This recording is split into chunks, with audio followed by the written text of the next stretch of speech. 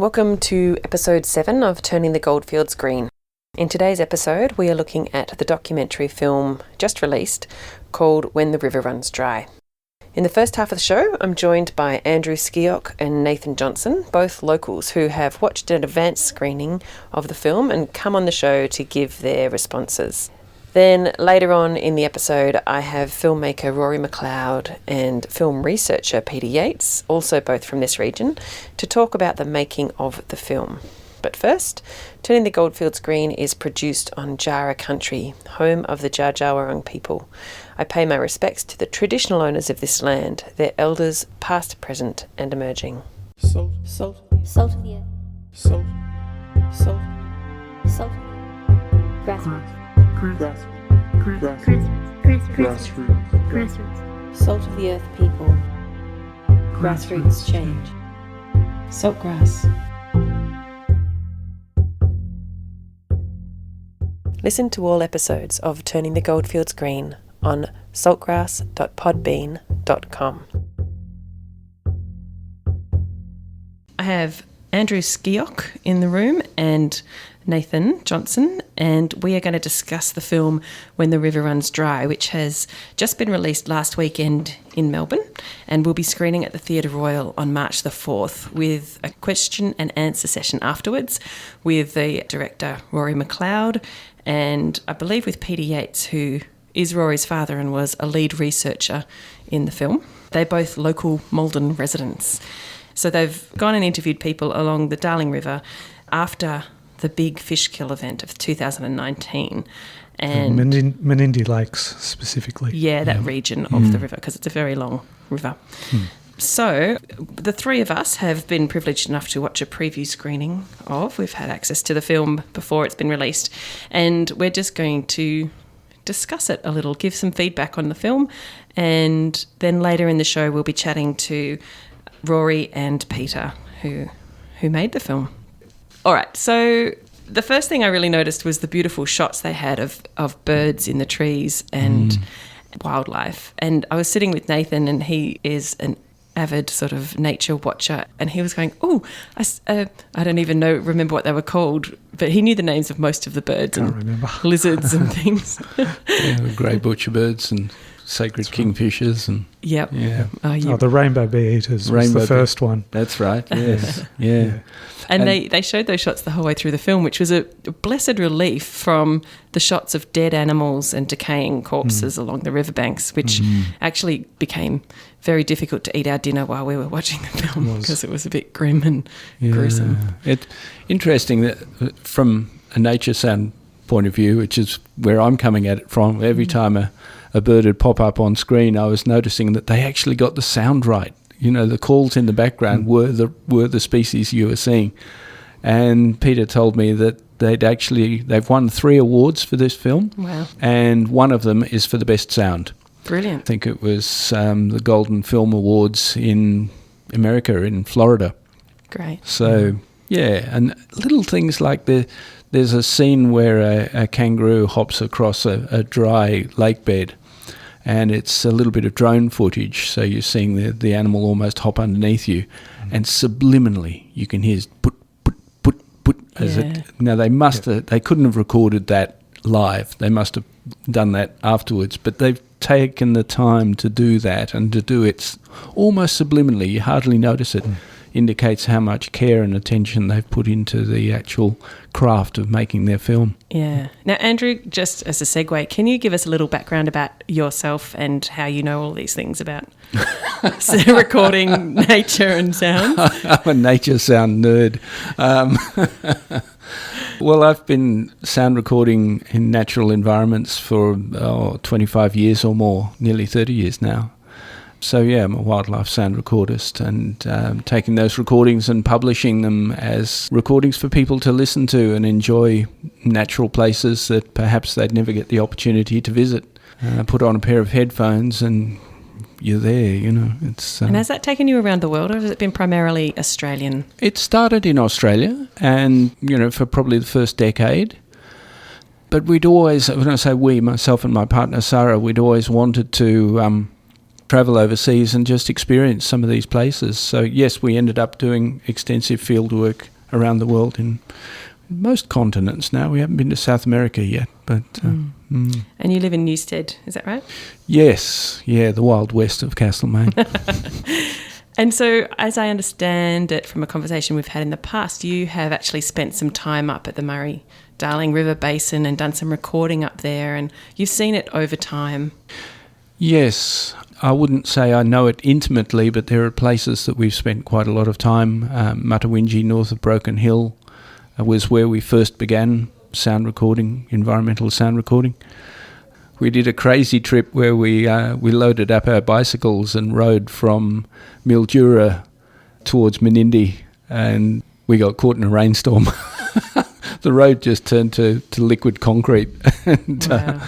But yeah, we've certainly spent a lot of time up around that part of the world, and I feel like it's an ecosystem that feels like something that I've got in my bones somewhere. So watching the documentary, were you shocked or surprised at how much it had changed, or have you noticed a difference over time yourself in having been out there? Oh, look, I mean, it's such a variable ecosystem. There will be times of drought and times where you see that kind of thing, even if, the river is operating completely naturally. But seeing the extent of it and the fact that it doesn't need to be this way, given the current circumstances, that's really the saddening thing, that realising that this is largely our influence, the decisions that are made in high places that have created this ecological mess. I was going to say catastrophe, but there still is environmental flows coming down the river from what I understand, but it's not in the natural way that it should be. So let's talk about the film a little. What was your first impressions, Nathan? Do you want to... Yeah, well, I loved it. I didn't find it an easy watch. It's a really difficult topic, especially as someone who loves the natural environment. A lot of that is really hard to watch.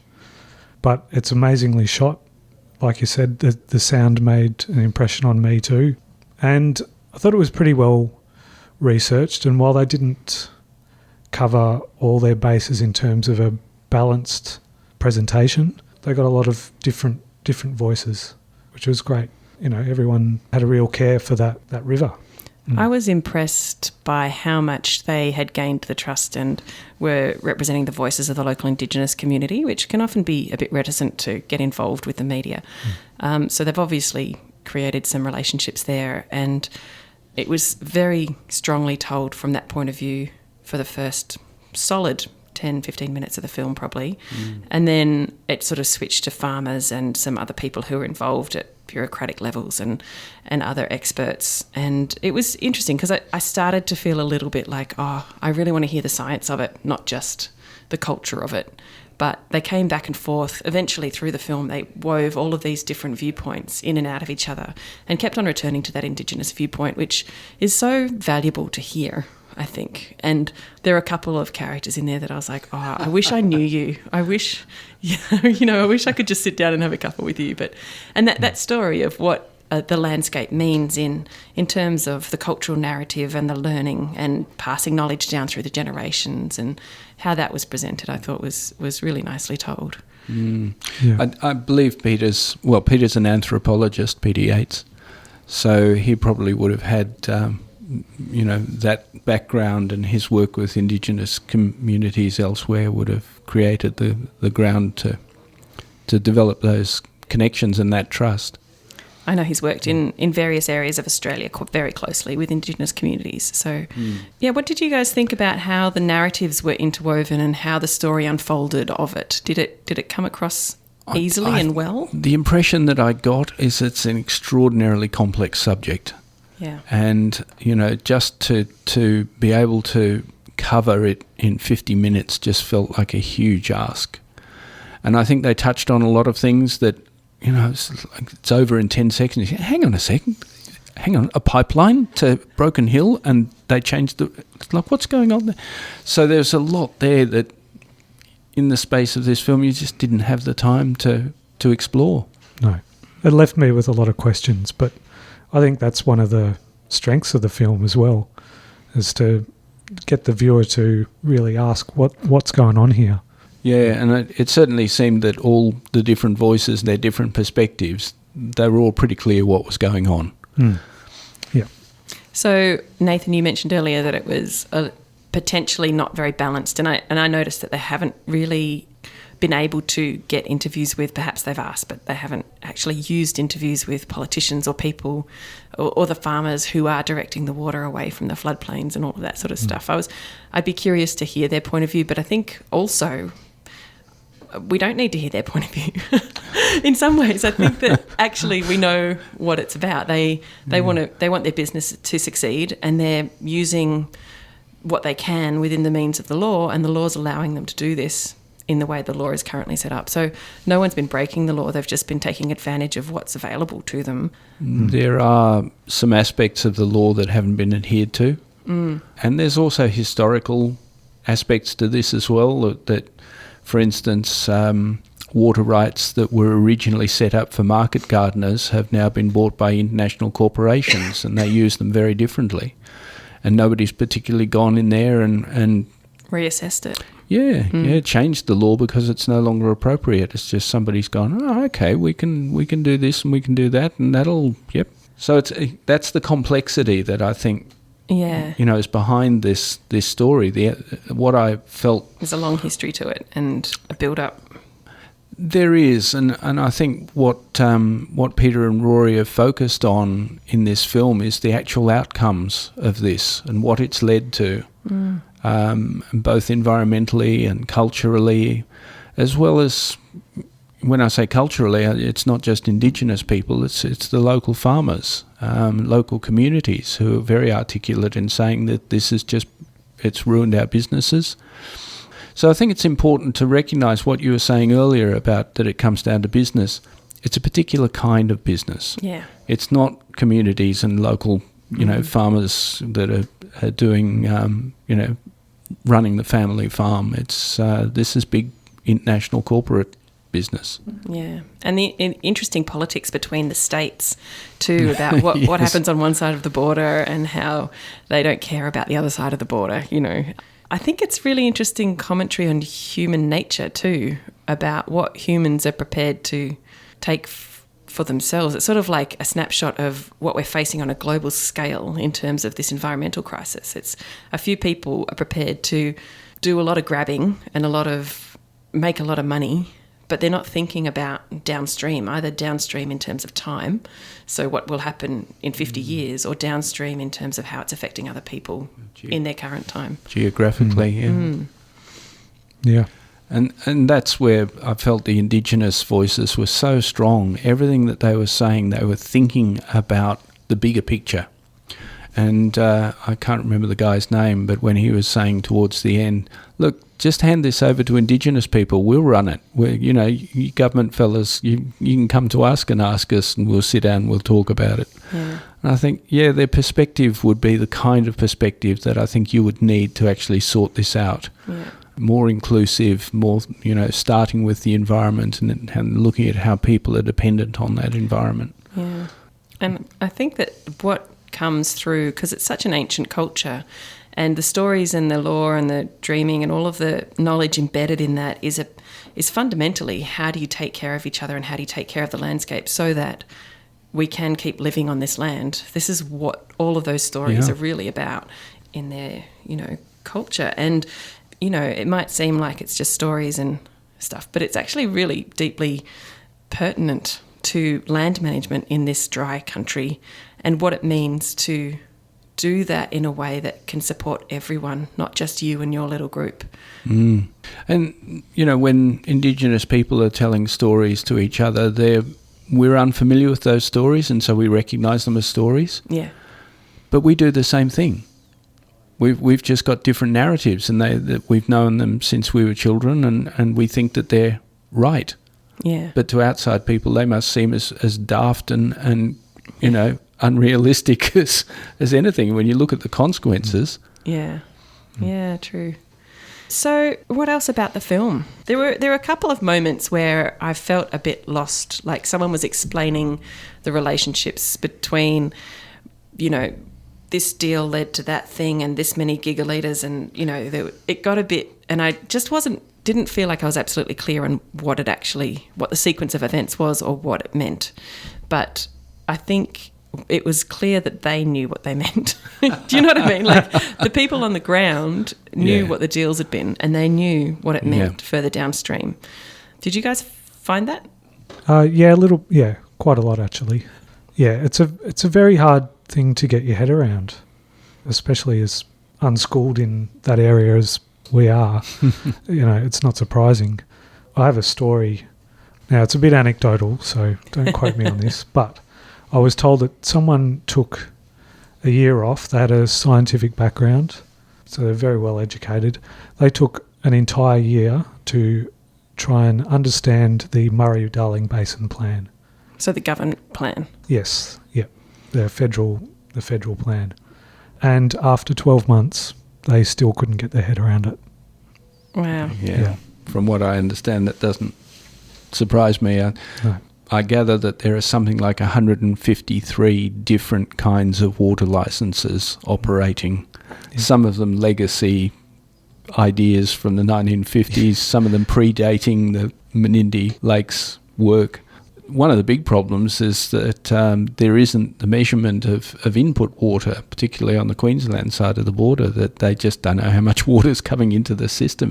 They haven't got proper monitoring, and when it floods out across the floodplains, there's no monitoring at all. So how can you build a scientific system when you don't know absolutely fundamental parameters? That's right. Yeah. And that's in a system in Australia with our variable climate and variable rainfall and such like. And I think it is an interesting concept, that idea that was explained about water rights, where the government owns the river itself, but as soon as it's a floodplain, whoever owns the floodplain owns that water. And I thought that was a really interesting thing, because environmentally the flooding is so vital to all of the ecosystems and the longevity of the region. But at the time of the flood, it's just this mess of water. You can see why people are like, we could control that, we could make it less messy, but it's actually a vital part of the systems, the natural systems. Well, I understand that reality has been corrupted in a sense, that farmers have found ways of making money out of that natural flooding. So they buy water rights. The floodwaters are free. So that means once the floodwaters come, they can get the free water and sell their water rights and make a profit. So can you guys explain a water right to me? What does a water right mean? I'm not sure I can give a good definition. Well, my understanding is that if you've got a river flowing past your property and you want to irrigate it, you purchase a water right to pump from the river. And it allows you so many litres. Yeah. So you can pump that water out of the river, and the system across the Murray-Darling Basin, as I said, there's 153 different types of these water rights. Some of them dating back to before the plan was ever set up. But if you suddenly get a huge windfall of free water, you can sell your rights for a lot more than you bought them for. So the rights aren't specific to a location. You can sell them to someone else further up or down the river. And I guess it's a way for the government to monitor how much water has been taken out of the river. That's sort of what it means, is it's an accounting system. Yeah, except that it's not... And a way to make money. It's not a very robust accounting system in the sense that the flow rates are set so low that it doesn't lead to a healthy river. It's more, you can pull water out until there ain't much water left to draw. But I also, again, a little anecdote here. From many, many years ago, I was in India, and as you do, just sitting down with people and talking, and I remember this Indian man just saying how people were trying to make money out of everything, and he sort of waved his arms around and he said, how can you sell the air? How can you sell water? Well, this is how you do it. Yeah. So the services that nature provides us for free, and which should be ecologically distributed as they always have now been turned into another means for making money, which is, the capitalist project is how to make money out of something that wasn't there before. It was free. Well, or else it never didn't exist. Yeah, it never existed in the first place. I mean, the idea of lending money and generating an interest-based profit it's a total fiction. Or develop a product made out of a bit of plastic that doesn't actually mean anything, but you can still sell millions of them because you can, suddenly a bit of plastic is worth a lot of money. Yes. So I do remember the period of time of the fish kill in 2019 and how distressing it was to see the imagery but I did feel at the time that I didn't really understand what was going on and I didn't have the full story. So do you feel like after watching this documentary you've got a bit more of a clearer picture of what was going on over there? Yeah, I do, yeah. The media stories, the media coverage of that period was a bit vague, really. All we heard was the location, an approximate number of fish or something like that. And they didn't really know, they couldn't answer why it's happened. Yeah. Yeah, apart from the river's in poor health. So what's your understanding of it now? Yeah, I'm not sure how to answer that. Really just that it's come down to bad management over a long number of years. And the fish kills happened because the river is in such poor health. Not just that it's not quite working properly, but it's really sick. Yeah, so it's a combination of the drought, algal blooms sucking the oxygen out of the water, and then the fish have got small pools to live in and no oxygen to... Yeah. So it seems like everything that has gone wrong has contributed. So it feels almost like a final collapse, that the ill health has been there for a long time, and probably the river in its normal circumstance could deal with a drought. This is magnified. Yeah. I was curious about going back to the idea of the floodplain and the yabbies that can live for 7 years worth of drought and all they need is 1 year of wet. But if we're directing the floodplains away and not allowing that to happen, then all sorts of... And the fish could swim up the river and live in the lakes for a while until it floods again, and then they'll repopulate the river. And all of these little systems that happen in the boom and bust of that natural system.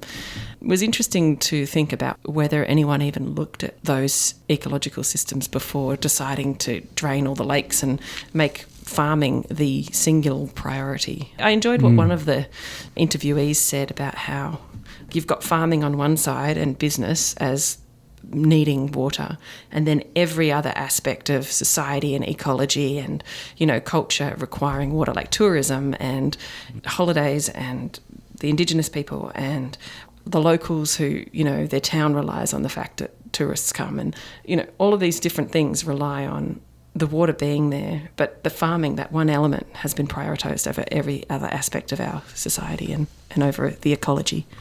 Well, again, just clarifying that it's not farming. No, across it's not the all board. farmers. No, it's a particular type. Those community farmers, like the ones in Brewarrina and so on, that aren't. They're out of business, and it's the same on the Murray River. That water restrictions. It's not so much that the water isn't in the Murray River. It's there. It's flowing right past, but the farmers are no longer allowed to access it. Again, for political and bureaucratic reasons, and they're hopping mad about it. So it's the large scale industrial farms that are actually. My understanding is that things like the big international corporations that hold these big holdings in the upper catchment. They're growing cotton crops, for instance, which aren't really suitable for Australian conditions. The cotton's being baled up, it's being sent to China, it's being turned into T-shirts, and they turn up at Target for, $5. Yeah. So, the benefit to Australia is $5 T-shirts, but at what a cost? Yeah. And somebody else is making the profit out of it. So our local communities, Indigenous people and the ecosystems are bearing that cost. And if you were thinking from a point of view of what's good for Australia and Australian people, you would just look at this and say, this is nuts. Yeah. Whoever's making these decisions is being irresponsible. Yeah. But if you look at globalised flow of money, yep, it makes sense. So it's a scale thing.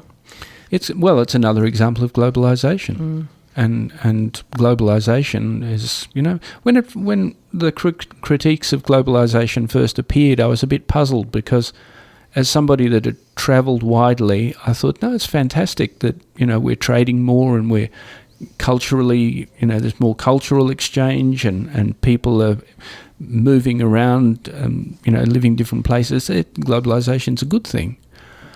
But when you see this, you realise, no, this is how it works. Globalisation is just an excuse for people that are already powerful to extract even more wealth from natural systems at the expense of local farmers, communities and the environment. Yeah. To me, it just seems like, hang on, we've been doing this before. Wasn't it called colonisation once? Yeah. It's just that we're the ones now that have been colonised. So we're the people who've been marginalised and are disadvantaged now because someone else is more privileged and... They've got more money, and money buys lobbyists and it buys political donations and a whole range of other things. So, yeah. So this film, again, is called When the River Runs Dry and was directed and produced by our local Maldonite, Rory McLeod, and will be screening at the Theatre Royal on March the 4th with a question and answer session afterwards. Would you guys recommend people go and see this film? Absolutely. Yeah, totally. I think it's a good introduction to the subject, and it's certainly very evocative. It's just fascinating to hear the diversity of voices and what they actually say. They're some really articulate people on this. Yeah, it was fantastic in that way. Great. Thanks, guys. Thank you. Thank you.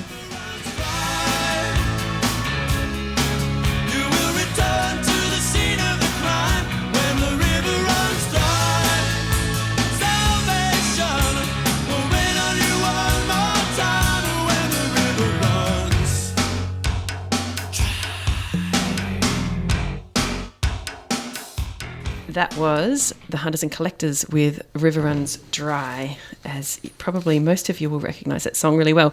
And when I heard that this documentary was called When the River Runs Dry, I immediately started singing that song in my head. So I'm now joined with Rory McLeod and Peter Yates, both of whom live in Maldon and made this film, or the documentary When the River Runs Dry. Welcome, guys. Hello. G'day. Let me start first with the song. Was it hard to get access to the song? Not at all. What was hard to get was a title for the film, and somebody said, well, When the River Runs Dry, and I said, no, that'll be too obvious. And anyway, it seemed like the only option we had left, so I got in touch with Mark Seymour and the Hunters and Collectors, and they fell over themselves to let us use the song. Well, I guess it's exactly what the song's about, isn't it? It's about ecological disaster and flow-on effects of people's decisions now and all of that stuff. So yes, your chickens are going to come home to roost. Yeah. All right, well, that's great. I'm glad to hear that it wasn't too tricky to get the song. And it's woven throughout the whole documentary, which is a really nice thematic sort of moment. Do you want to review our review? You've just spent the last half hour listening to us talking about your film. What did you think about that? Goodness. I think you've got two reviewers there who certainly have their head around the issues. It was very pleasing to hear people picking up on the types of messages we wanted to get across. Yeah. They're absolutely right that this is such a vast subject matter that in 52 minutes, no matter what we tried to do, we were never going to be able to give you the full story. And the full story would take weeks to tell, and even then we'd probably get bits wrong. So all we could do really was give you the feel of it. It was about the consequence as much as anything. We just needed to... What struck me, what really was awful about the media coverage of the initial fish kills and really for the weeks afterwards was Indigenous people were utterly absent from the reports. And so with my background, the feeling was there's a whole lot of people out there who are hurting. There's a whole lot of people who have something to say about this. And the media is completely ignoring them. And so it was very strongly in our mind to go up there and talk to Indigenous people, talk to the Bakinji about what this meant to them. And they were immensely grateful. They were really, really grateful that somebody wanted to talk to them, because they've really got something to say. Yeah, well, that was very clear in the documentary. You had multiple really good speakers about different aspects of what it has, how it's impacted their community, and not like impacted really deeply. Not just, hey, we can't go fishing in our favourite waterhole. This is impacting how they teach their grandchildren the law and, you know, all of that stuff. I really appreciated those stories. It was very moving, actually. I know you've worked in various communities around Australia, Peter. Had you already met those people? No. I think it was just when you've worked remote for so much, people can sort of see who you are. Yeah. But really, we went in and we said, we would like to talk to you about what's going on. And invariably they said yes. And they did. They talked with, as you say, very articulately, but really willingly and openly. From our point of view, it was really hard because we have many, many hours of footage, and some of those interviews went for a long, long time. We only use a tiny piece of each one. And we sat there, you know, I was doing the talking, Rory's behind the camera, and we've both got this pain just surging through us. We're hearing this pain and really just having to witness it. And, you know, that was a good thing, but it was a really hard thing to do. And, you know, and I suppose you're there, you're face to face. They know that you're feeling it. And that gave them the confidence to really tell us. But we weren't just looking for, you know, what's your pain? It was sort of like, we were really trying to uncover, what does this river mean at the much deeper levels of, well, it's livelihood, it's spirituality, it's a whole lot of things. We really needed to uncover that to show what the cost of it is. Because it wasn't just, oh, yeah, the river's got no water in it and we can't get a fish. Yeah. It's so much more than that. Yeah, absolutely. Now, Rory, you're the filmmaker of the pair. Well, we both are now. Oh, yeah, great. So Peter's learnt some filming skills on the fly. Was it a team effort the whole way through, or did one of you come up with the idea, or like, were you keen to bring the filming aspect into it, or? I think it was Peter's idea. He thought we both had, you know, some skills that we could bring to it to make something that was needed and different. So the way we went about it was actually Peter did a lot of the directing in terms of interviews, who we'd talk to, finding those people. And the reason for that is he looks more respectable. And what a terrible thing to say.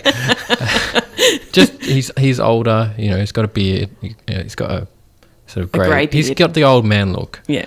And people respect that. Yeah. It goes a long way in Aboriginal communities, actually. Yeah. Bit of grey whiskers. While I may be a man, in the eyes of many people, I'm not necessarily very respectable. I'm still young. Yeah, sure. So yeah, Peter did a lot of the on-the-ground sort of, he was asking the questions and I was focusing on the camera stuff and the sound stuff. And once we'd done all that, I took over the role of directing.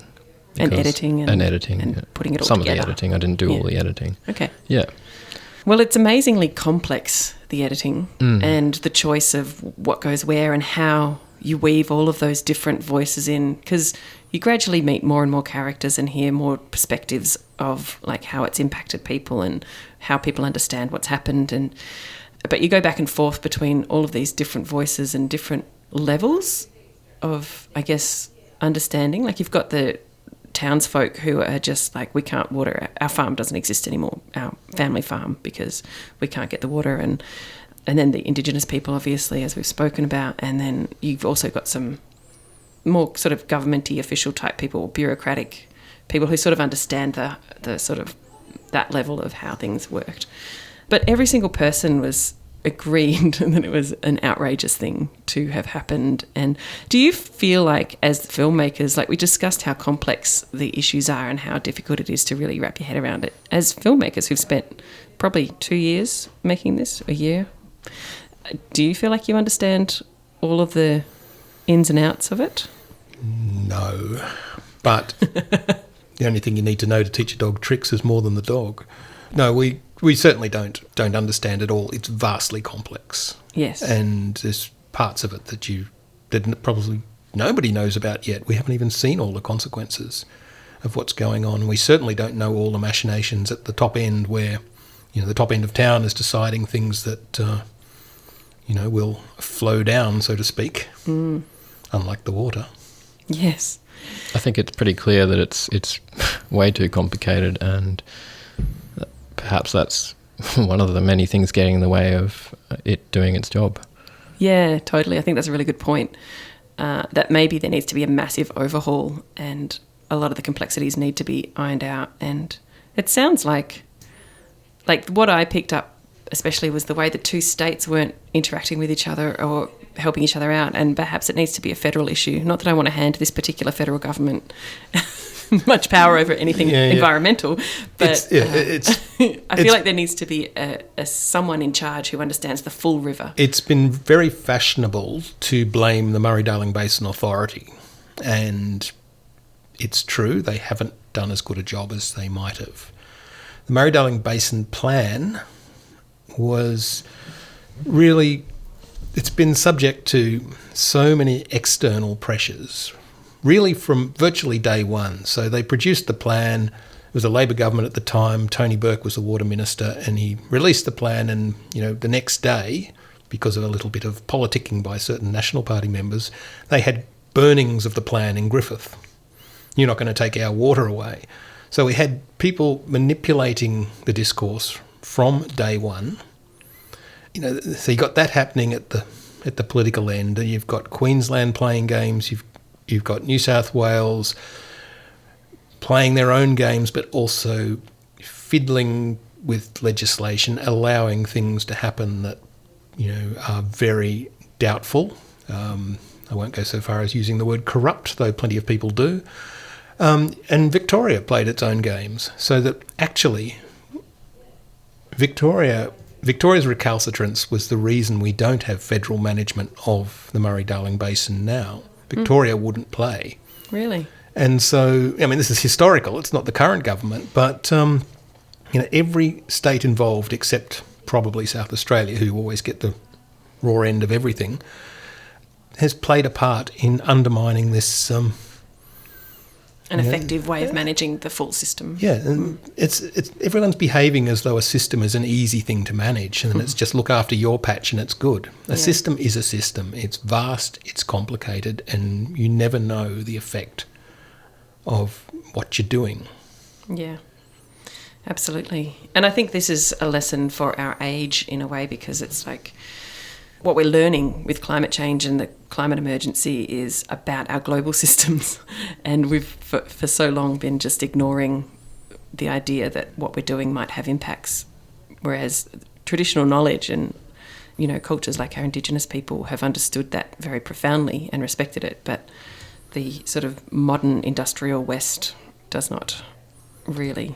No, well, we've hollowed out consequence to economics, immediate. Yes. So the only thing that actually matters to us is, does it make money for somebody important? And it's not even does it make money for somebody, it's the who is important as well. There were plenty of people who enjoyed their livelihood down that river who no longer have that livelihood. They don't count. Yeah. Yeah, I thought that was an interesting aspect that came out in the film. And as Andrew mentioned earlier, he was sort of talking about the difference between the multinationals and your family farm.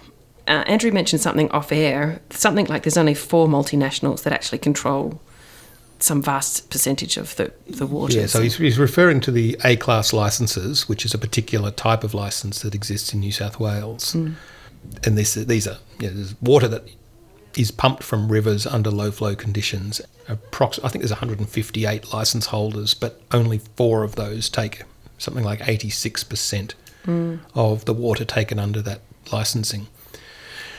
There's been improvements in that. So back at the time of the fish kills, A-class licences, you were allowed to pump when the threshold was 160 megalitres per day flowing over the weir at Burke. It's a very low flow for a river. Right. And so you were allowed to pump. And the rules were changed to the degree, this is one of the dodgy New South Wales things, the rules were changed to the degree that if the water's there, you don't just take this year's water. You are actually allowed to take water for the next 3 years. In case there was a drought. Well, in case there's a drought. But you're making a drought happen in some ways.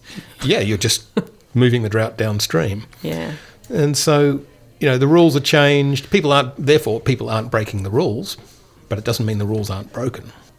Rules are broken by the policymakers, and they make these changes at the behest of lobbyists. So have you seen, since the fish kill, has there been action to change how all of these things are managed? Have you been following what's been happening politically around that? Or have you been too busy making the film? Or has there not been much, actually? Do you think it got swept under the rug after the initial horror? Look, there's been action, not enough, but there's been bits and pieces. The tragedy was that we didn't get a Royal Commission at the time. Had we had a Labor government, I think we would have had a Royal Commission.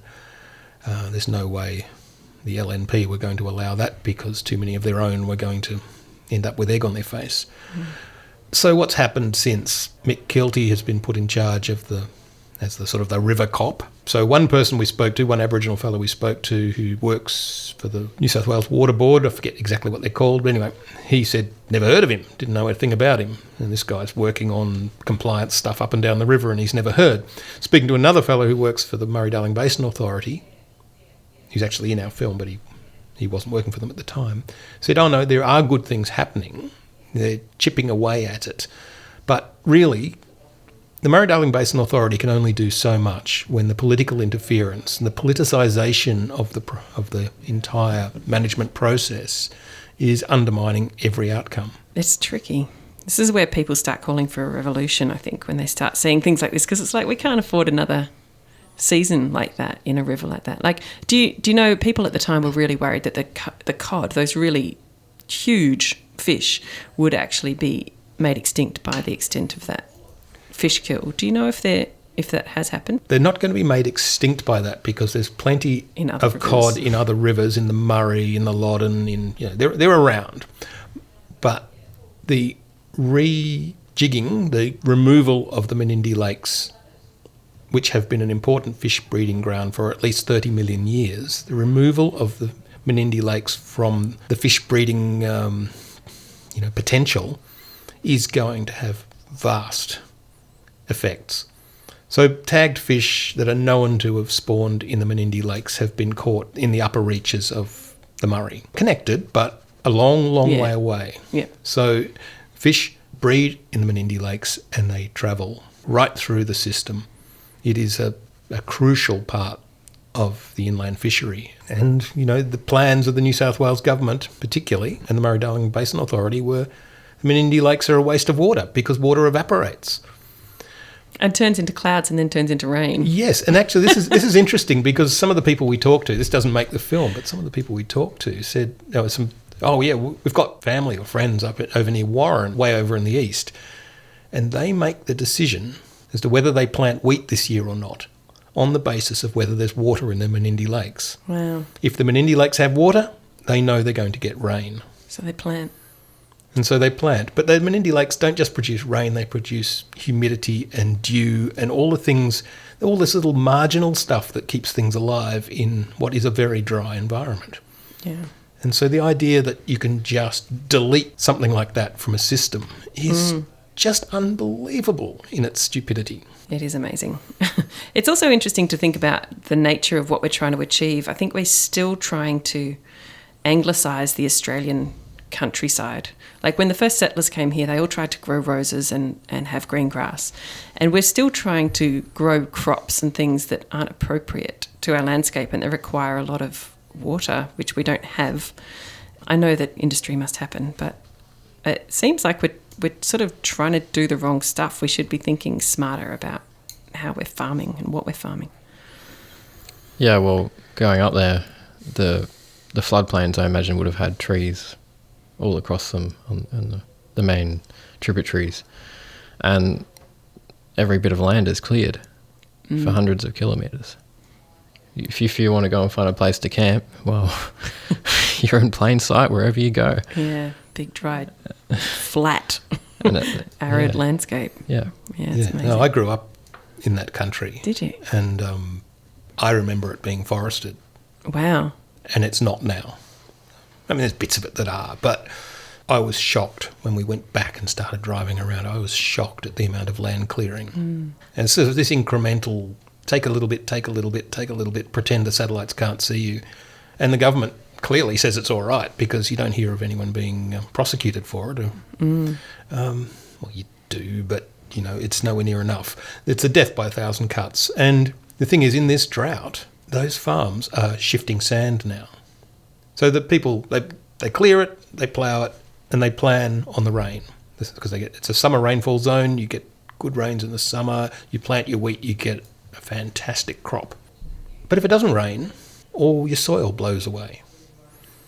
And what we saw That lands on us in central Victoria. Yeah, or out in the Pacific somewhere. Yeah. What we saw was, in places, it was appalling. The drifts of sand that were forming on people's wheat farms. You know, this is just... People aren't farming in the way we used to. There's nothing wrong with farming on its own, but if you don't farm, like, you're going to hand over your land to your children and their children. If you're farming just for the right now. Just farming for a big pile of cash. Yeah. It's a very different there's no prospect. motivation to look after anything for anyone. That's a good point. We're running low on time, so quickly tell me, you launched the film in Melbourne this last weekend. How did that go? Yeah, it went really well. People seemed to... Well, they didn't complain. Didn't get any boos? No, people clapped, and our Yeah. spies told us there were tears in eyes and steam coming out of ears. Great. Yeah. So that's probably good. Yeah. I'm sure that there would have been a lot of, we don't understand everything. But I think people starting to think about it and talk about it is really the goal. Yeah. And also, seeing how people have been affected by this is also part of that goal. It'd be worth mentioning also, we had one of the Indigenous people in the film, Bruce Shillingsworth, came to the launch and spoke in the Q&A. And he had his family with him, and the response of that family they were thrilled that Aboriginal voices were front and centre because they are so used to being ignored. Yeah. And here was a film that said, "You matter," and they really, they're just so appreciative. That's so great. So, pat myself on the back. It was good. That's what we wanted to do, and it would be appalling. Imagine if they said, "But don't like it." Yeah. yeah. All right. Well, it sounds like generally getting good response, and it will be showing locally at the Theatre Royal with a question and answer session afterwards on the 4th of March, and again on the 8th if people want to see it. Without the Q&A. Without the Q&A. So is there another project on the boil, or are you still recovering and promoting this one? Rory, have you got any plans for future filmmaking? I would like to focus on something to do with what went wrong that these things are happening. And so that has a lot to do with how we value things. At the moment we value money, and that's it.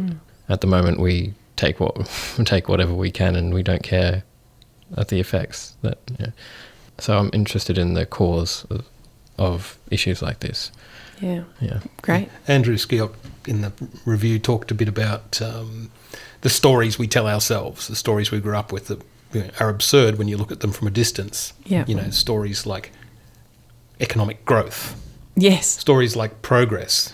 I thought you were going to talk about a virgin birth, but go ahead. Well, Economic progress. That's a probably fairly silly idea too, but I don't want to go there. But no, there's stories that look normal from where we stand that are absurd and are costing the planet. And I think at a cultural level, maybe we can pull them apart. Well, there's a lifelong project for you, Rory. Film after film after film. It'll be brilliant. I will put this interview up on my podcast site, and links to the film and to probably Rory's Vimeo site, which is full of beautiful videos of little birds having baths. And I actually really loved your little tiny little snippets of wildlife on your film site. So I'll put a link to that up. But it's time for us to go. Thanks so much, you fellas. Thanks for having us. Thank you. Pleasure. And don't forget to get along to the Theatre Royal on the 4th of March or the 8th of March to watch When the River Runs Dry. Salt of the earth. Salt.